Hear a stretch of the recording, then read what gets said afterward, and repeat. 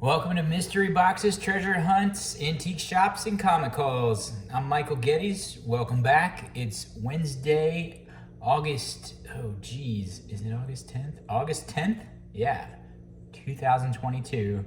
And today on the channel, I'm going to show you my birthday comic haul. These are comics that I got checks for my birthday. I had no idea what to do with them. And I just went out and bought a bunch of comics around town that I've had my eyes on at various stores. The other thing I bought for my birthday was a pair of Versace sunglasses, which my aunt bought it for me. So anyway, first comic in here, you can kind of see a sneak preview of what is on the back. It is a reprint of The Haunt of Fear, number 2, and I don't believe this is number 2. I can't remember what the actual number is. This is the $2 cover from, I think, the 90s. I love these. I have a couple of original copies of EC for the horror comics. It's got the Crypt Keeper in it, the Vault Keeper, and the Old Witch. And I'm gonna give this one a good read. I got this for $3, so can't beat that. Not in great condition, but when it comes to these EC comics, you know, getting to read Wally Wood and all the greats, can't beat it. 64 pages of vintage EC horror. And they do pretty well on these reprints, and for $3, you can't beat it. Second one, pretty decent copy of the Avengers 82. Nothing too remarkable about this in terms of a key. I don't really collect too heavily on keys. I am more of just like a silver or bronze age collector generally. If it's run filler, that's fine. If it's in great condition, that's great. If it's a good book that's pretty beat up at a good price, I'll buy it. But I think I paid like $10 for this one. Somebody wrote on it with pen, and I think there's some pencil marks on it too. But other than that, it's a beautiful book. I don't remember if this is a Jack Kirby cover. Kind of looks like it, but I don't see the square fingers. So I don't think it is. Captain America and Falcon. I got this at Oddballs, a comic book store in town. Again, I think I paid about maybe $10 for this. This one's in way better condition. Interesting story. I got to read about this fella here. He's this kind of nerdy scientist who decides he wants to be more like Captain America and Falcon. So he takes some serum and turns into this Yeti. Pretty good story.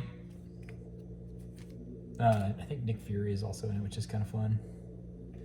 Pretty decent shape. I always take these things home and put them in a new bag, and they present just so much better in a new bag and board. Captain America and the Falcon, 135. This is Hawkman number 11. I found this for a great price. I got it for $3, and it is not in good condition. You can see the spine's got a lot of wear, but you know, for $3, you can't beat it. The characters, I don't know what it is about the eyes of Hawkman and the Shriek here, but there's just something kind of off model about the way that they're drawn. I can't really place it. It just doesn't seem anatomically correct, and I think that's what kind of excited me about this cover. In all fairness, usually I don't like bad drawings, but yeah, something about the eyes just doesn't really sit right. So I picked this one up. I have owned a copy of Hawkman number 1, number 2, number 3, and number 4, maybe about 2 years ago. And I sold all 4 of them in a lot. And I didn't really, this was before number 4 was gigantic. And it wasn't really in great shape, so I just kind of sold them as a set. And Hawkman's never really been one that I've collected religiously, and I still really don't. I just, you know, I see something like this in a dollar bin, and I love the cover. And you know, I'm not a huge DC fan, but I like, you know, Bronze Age and also Gold or Silver Age DC and Golden Age. So I picked that up for a good price. No regrets there. Again, after you put it in the bag and the board, it kind of pops a little bit. So. This is a pretty hot book right now, I guess, if you check on eBay. It's a lower mid-grade, maybe. It's also a newsstand copy of Fantastic Four 247. It's a Doom cover, I guess, which is what well, no, never mind. It's a key. I don't remember who it's a key of exactly, but it is somebody's first appearance. But it's also a Doom cover, so I think that's what some of the appeal is. I don't know if you've watched my channel recently, but I did just acquire a very large, or not a very large, but a pretty decent sized lot of Fantastic Four. It's not really something I'm too interested in holding on to, so I just kind of bought this to go with the set.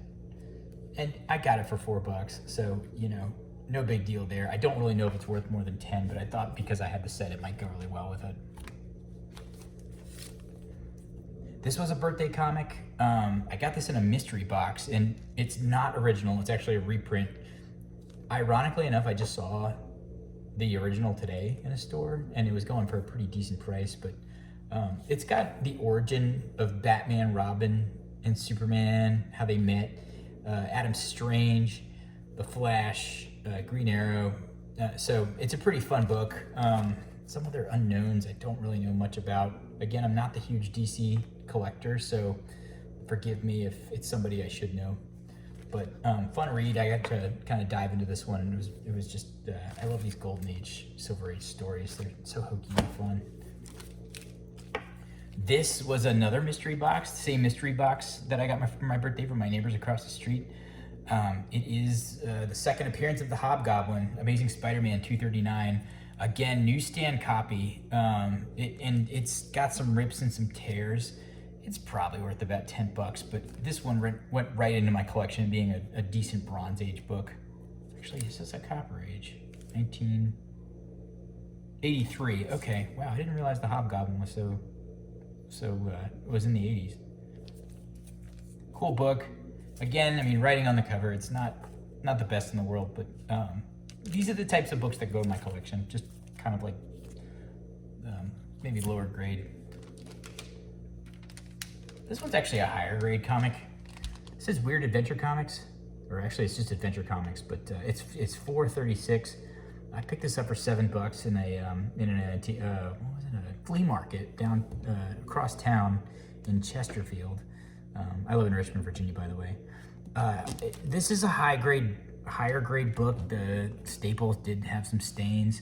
I think the reason why I like going to this specific collector or seller is because he usually puts things in Mylar. So I don't know if you can see it immediately, but this is a Spectre cover. It took me a minute to kind of see him, and every time I look at it, I kind of miss him, but his head is here. He's gigantic. It's a decent copy of a you know, relatively unknown book, but the purples and the greens and, you know, the yellows, they're just so attractive. So this is one I picked up for my collection. No regrets there. It was a gift from my mom for my birthday. This is also a book that, you know, not too sought after in terms of the series Mystery in Space. I don't really know much about Adam Strange. This was my first introduction to him, was this book, and this is a book I bought in Oddballs. This is a gift from my wife and my daughter. I got this for $20. It's in very nice shape. It's a 10-cent DC cover, early Silver Age. The art is incredible. The colors are incredible. The story is just fantastic. It's about this guy who, you know, is from Earth, and then he goes into a portal and goes into another world. And again, I mean, I don't really know much about Adam Strange, but this is my first introduction to him. And I'm really glad to own this because I'm just going to pop this one in my collection. And the last book is probably my favorite of the bunch. This is another gift from these two were from my daughters and my wife for my birthday. This is Doctor Strange 172. And it's just an amazing shape. It's probably a low, I would even say it's probably like an 8 or an 8.5 even. I got it for $20. I didn't realize what it really was worth for $20. This is a $40 book all day long. And I got it home and I just popped it open and started reading it, and it was amazing. It was just so well done. This is the first Geez, I am blanking. I think it's the first Gene Colan, but I might be mistaken. Let me just crack this open real quick and we'll take a look. I think this is Gene Colan's first. Yeah, he's the first. This is the first artist. This is the first Gene Colan on art book, you know, for Marvel, or I think at all. So, also Roy Thomas is the writer and Stan Lee is editor. So amazing art, really nice condition, great coloring on the pages inside, and just not a lot of damage, and just the cover is just amazing, and it just presents so nicely. So that's pretty much it. I mean, that's my birthday comic book haul. So I hope you all enjoyed it. I'm gonna go on vacation for a week and read these and enjoy them, and I hope that you all enjoy the video because I do enjoy making them. I always get a thrill out of seeing people subscribe and watch and like, and it's such a pleasure and a joy to get to interact with the comic community. So stay in touch, leave a comment, let's talk comics. This is Michael Geddes signing off.